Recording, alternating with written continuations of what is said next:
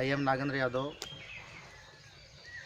पिछले वीडियो में class 12th में केमिस्ट्री सब्जेक्ट में मैंने सॉलिड स्टेट स्टार्ट किया था और सॉलिड स्टेट में हमने आप लोगों को सॉलिड के कैरेक्टर्स बताए थे और उसके साथ ही साथ टाइप्स ऑफ सॉलिड्स बताया था, जिसमें मैंने अमॉर्फस सॉलिड्स, क्रिस्टलाइन सॉलिड्स बताया था। उसके एग्जांपल्स भी दे करके मैंने आप लोगों को बताया था, जैसे कॉपर सल्फेट है, सोडियम क्लोराइड था, शुगर था और सल्फर पाउडर था। इन सब में मैंने बताया था कि कौन से अमॉर्फस सॉलिड है, कौन से आपके क्रिस्टलाइन सॉलिड्स है। इसके बाद फिर आप लोगों को टाइप्स ऑफ क्रिस्टलाइन सॉलिड्स पढ़ाया गया। तो टाइप्स ऑफ क्रिस्टलाइन सॉलिड्स में हम लोगों ने उसके अलग अलग प्रकार के क्रिस्टलाइन सॉलिड्स को देखा। तो अब इस वीडियो में हम लोग स्टडी करेंगे केमिस्ट्री में, जिसका नाम है क्रिस्टल लैटिस। इसे कहते हैं crystal lattice.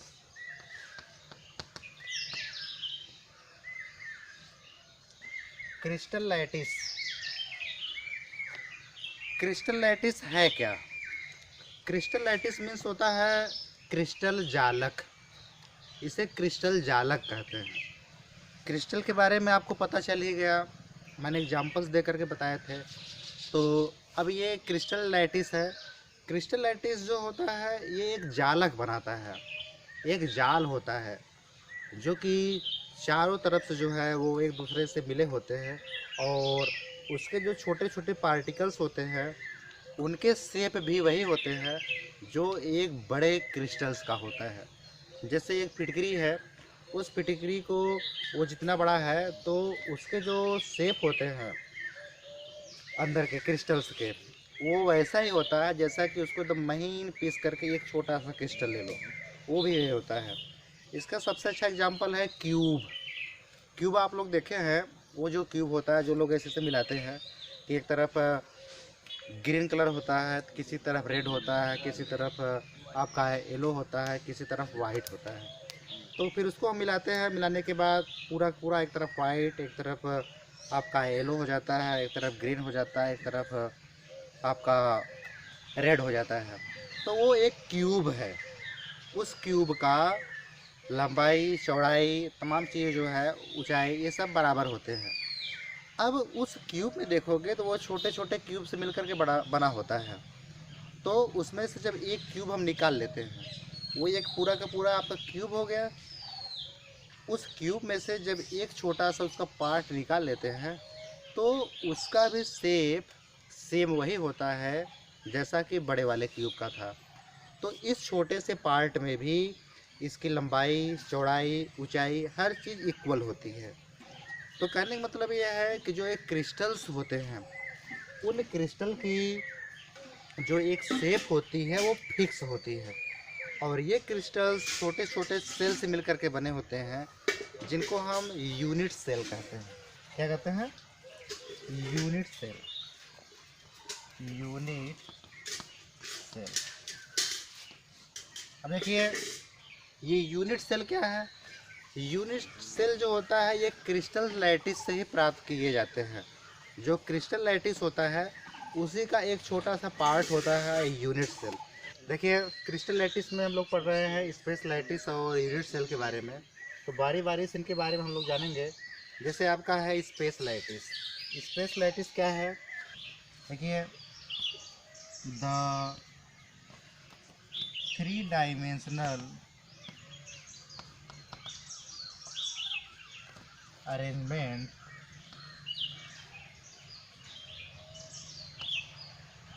of atoms, okay, atoms, ions, molecules,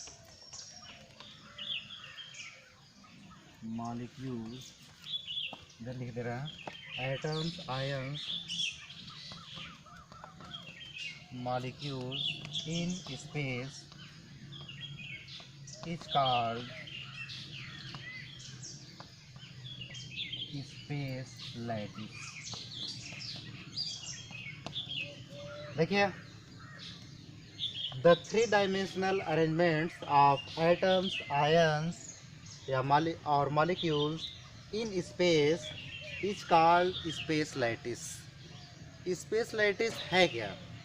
space lattice का मतलब ये होता है थ्री डायमेंशनल अरेंजमेंट्स, यानी त्रिविम अरेंजमेंट।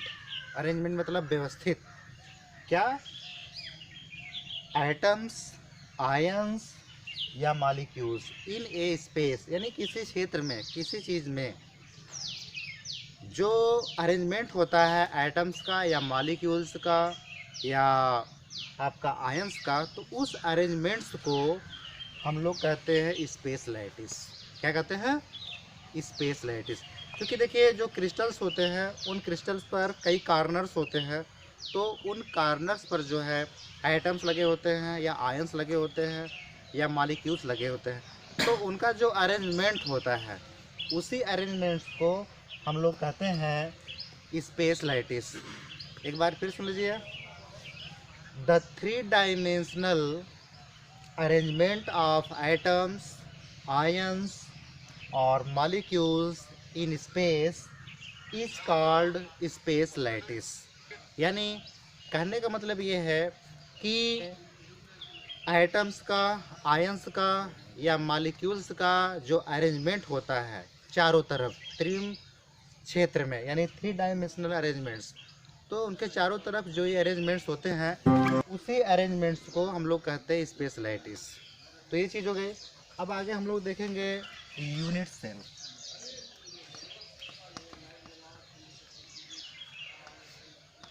यूनिट सेल है, यूनिट सेल जो होता है ये एक पार्ट है जो कि रिपीट करता हुआ, इसको हम लोग जितना रिपीट करते रहेंगे तो उतने बड़े क्रिस्टल लैटिस का निर्माण हो जाता है। तो कहने का मतलब ये है कि यूनिट सेल जो है इसको हिंदी में इकाई सेल कहते हैं, और ये इकाई सेल यानी यूनिट सेल जो होता है यह एक मेन और शुरुआत है क्रिस्टल्स की, जिनको कि आपस मिला करके फिर इनकी संख्या को हम लोग बढ़ाते चले जाते हैं। What is a unit cell? देखिए, the smallest part of space lattice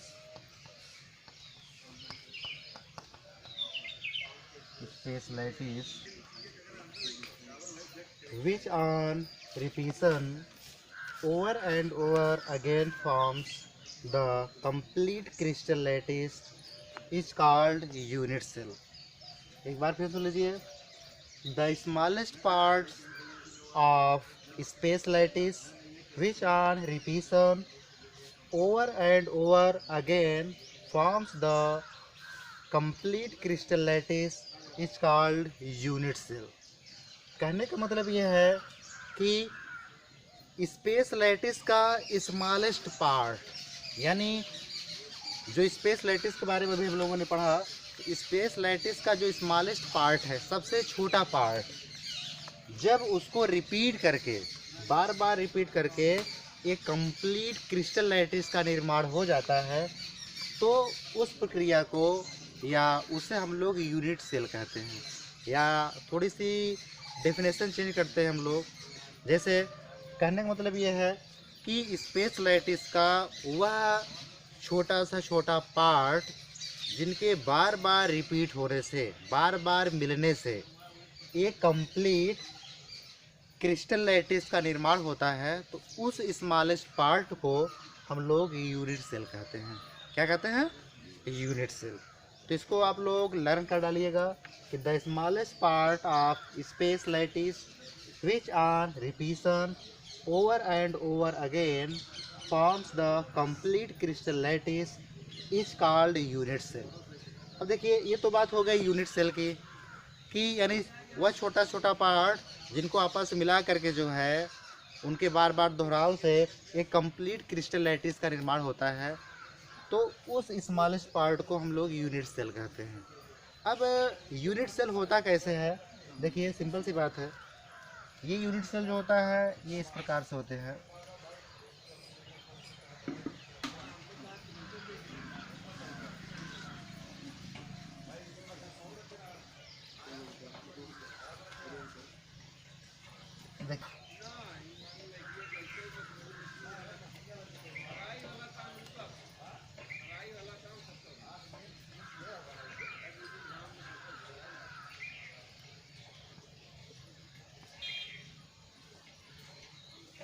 यहाँ पे देखिए ये आपका यूनिट सेल बना हुआ है,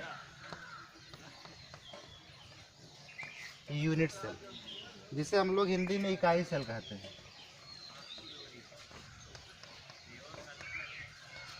इकाई सेल तो ये एक आपका स्पेस लैटिस का पार्ट है। It is the smallest part of the space lattice. तो जब इसका रिपीशन होता है, ये आपस में मतलब कि इनका दोहराव होता है, तो ऐसे ऐसे धीरे धीरे बनते चले जाते हैं और बड़ा सा जो है ये क्रिस्टल लैटिस का निर्माण कर देता है। और इसके जो आप लोग कार्नर्स देख रहे हैं, यहाँ पर देखिए एक कार्नर्स, 2, 3, 4, 5, 6, 7, 8, ये 8 कार्नर्स, यानी एक यूनिट सेल में 8 कार्नर्स होते हैं। तो इन कार्नर्स पर भी एटम्स, आयंस या मॉलिक्यूल्स जो होते हैं वो अरेंज होते हैं, लगे होते हैं।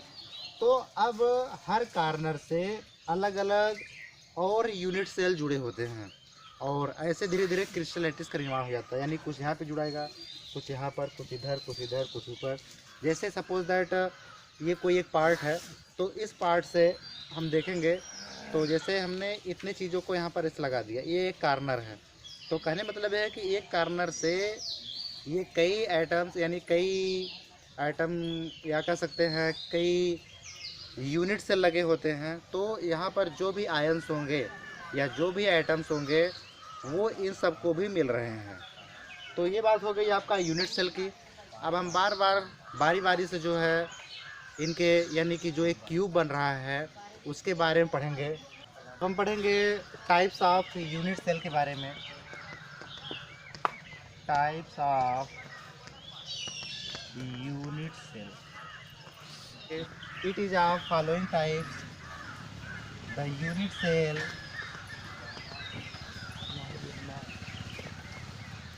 are of following type। अब यूनिट सेल देखिए, पहला हम लोग पढ़ेंगे simple cubic unit cell. Simple cubic unit cell को हम कहते हैं एससीसी। ये एससीसी कहलाता है, या इसको हम प्रिमिटिव सेल भी कहते हैं, प्रिमिटिव सेल। नेक्स्ट आपका है नंबर 2, बॉडी सेंटर्ड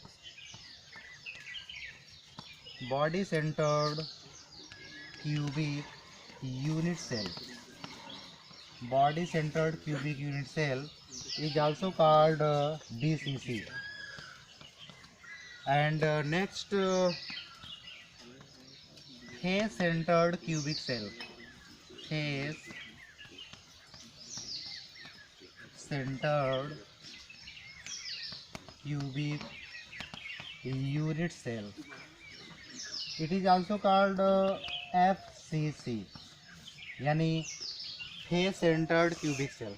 देखिए इनके बारे में हमको पढ़ना है। ये आपका है simple cubic unit cell, next है body centred cubic unit cell, and next है face centred cubic unit cell.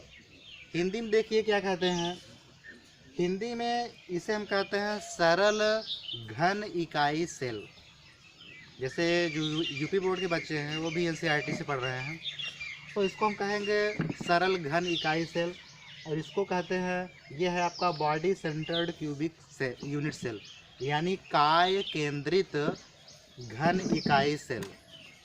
और ये है face centred cubic unit cell, जिसे हम कहते हैं फलक केंद्रित घन इकाई सेल।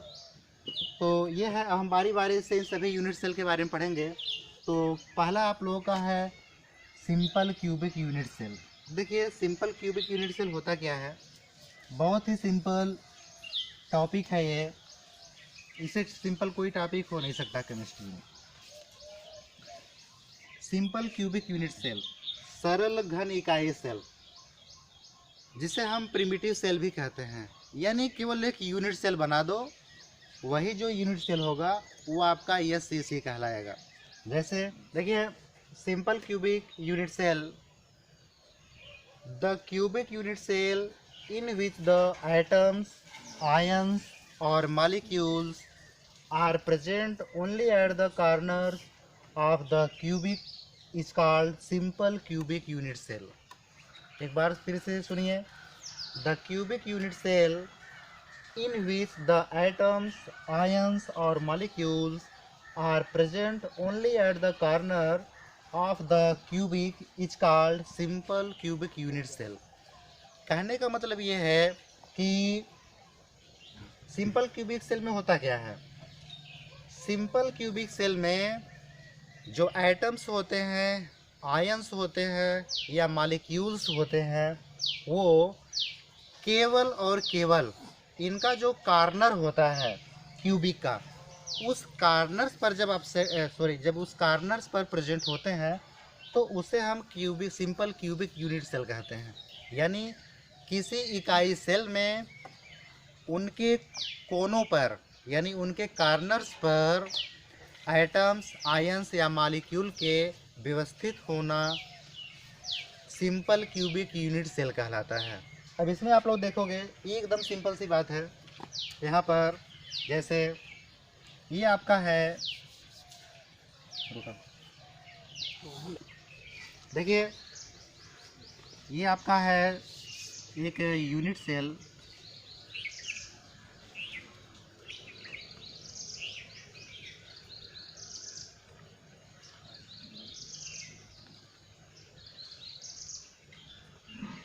और इस यूनिट सेल में 8 कोने होते हैं.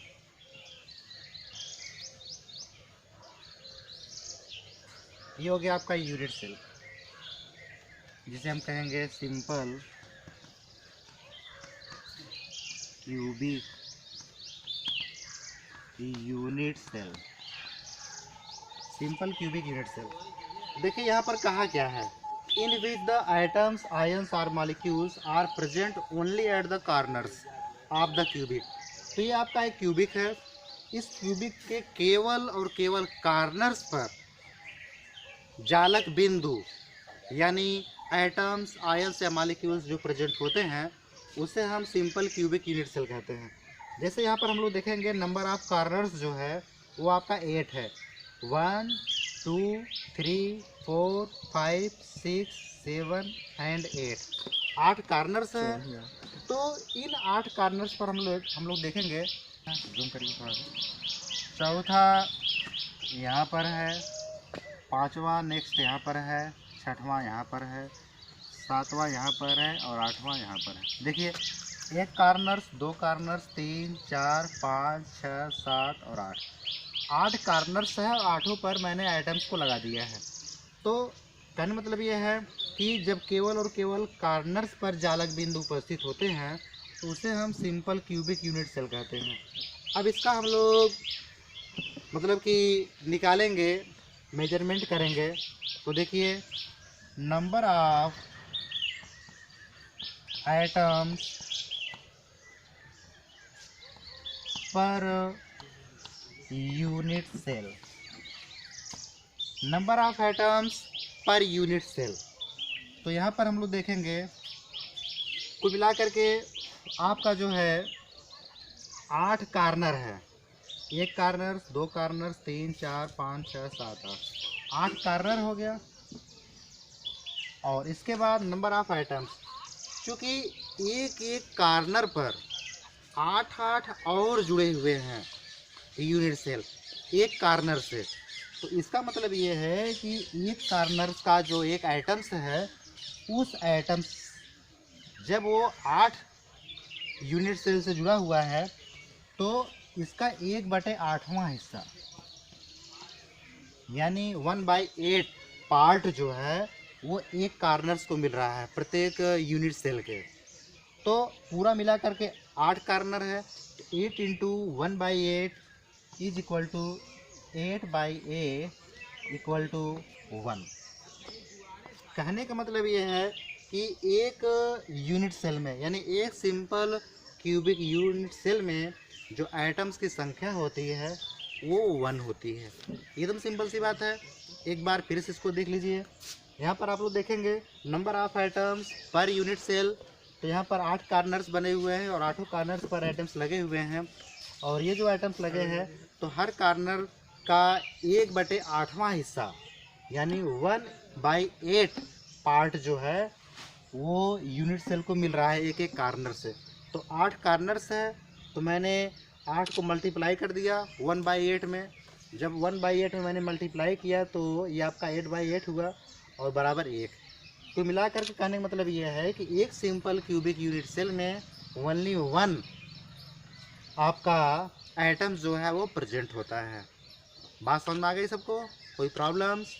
आप नेक्स्ट देखिए आप लोग। अब हम आप लोगों को लेकर चलते हैं। नेक्स्ट आपका है body centred cubic unit cell. एकदम क्लीन आवाज भाई। देखिए नेक्स्ट आपका नंबर 2 है body centred cubic unit cell. Body centred cubic unit cell. तो body centred cubic unit cell को हम कहते हैं BCC। BCC। और हिंदी में जब हम पढ़ते हैं यूपी बोर्ड में तो हिंदी में हम लोग इसको कहते हैं काय केंद्रित घन इकाई सेल। ये काय केंद्रित घन इकाई सेल कहलाता है। तो देखिए body centred cubic unit cell है क्या? देखिए in this type of unit cell, देखिए एक बार फिर समझ लीजिए इसको। In this type of unit cell atoms are present at the corners of the cubic and also at the body centered cubic। एकदम सिंपल सी बात है, इसमें कुछ है नहीं। देखिए जो इस प्रकार का यूनिट सेल होता है उसमें कार्नर्स पर एटम तो प्रेजेंट होते ही हैं, उसके साथ ही साथ इसकी बॉडी के सेंटर्ड में, इसलिए इसका नाम है body centred cubic unit cell. यानी इसके बॉडी के सेंटर में भी एक एटम्स यानी एक जालक बिंदु जो है वो उपस्थित होते हैं। तो उसे हम लोग कहते हैं BCC या बॉडी सेंटर्ड क्यूबिक सेल। देखिए सिंपल सी बात है, यहाँ पर हम फिगर बना के आप लोग बता रहे हैं। तो ये हो गया आपका पहले यूनिट सेल।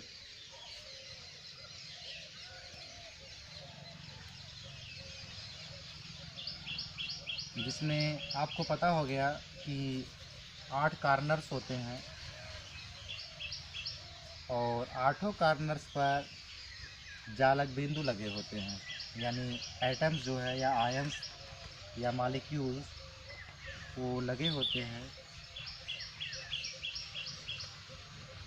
और देखिए एक यहाँ पर लगा है, जूम करो यार, एक यहाँ पे लगा है, दूसरा यहाँ पे लगा है, तीसरा यहाँ पे है, चौथा यहाँ पे, पांचवा यहाँ पे, छठवां यहाँ पे, सातवां यहाँ पे, आठवां यहाँ पे। अब देखिए बहुत इम्पोर्टेंट चीज़, 8 ये हो गए। अब इसके बीच में यहाँ पर देखो, ये आपको इसका बीच दिखाई दे रहा है, सेंटर दिखाई दे रहा है। इसी सेंटर पर एक और आइटम जो है वो उपस्थित होता है। अभी मैं इसका एग्जाम्पल्स भी आगे बताऊंगा, जो कि सीजियम क्लोराइड है।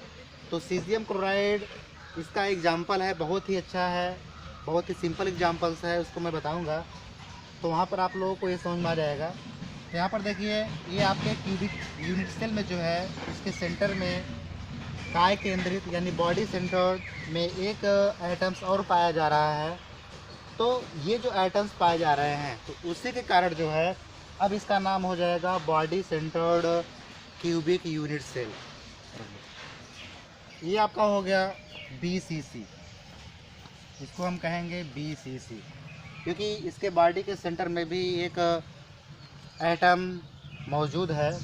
अब इसको हम जब निकालेंगे कि कितना ये है, तो नंबर ऑफ एटम्स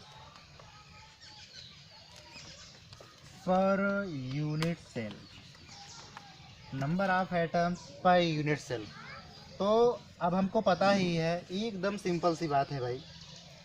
एक सेंटर में है तो उसको पहले हमने लिख दिया 1, क्योंकि ये इसके अंदर है, सेंटर में है। तो पूरा का पूरा चीज़, जैसे मान लो कोई मैंने लिक्विड लिया या कोई मटेरियल लिया, उसको मैंने अपने हाथ पे लगा दिया यहाँ पे, और दूसरा कोई अपना हाथ यहाँ पे लगाया, तो क्या होगा, वो मटेरियल हमको भी लग रहा है, उनको भी लग रहा है।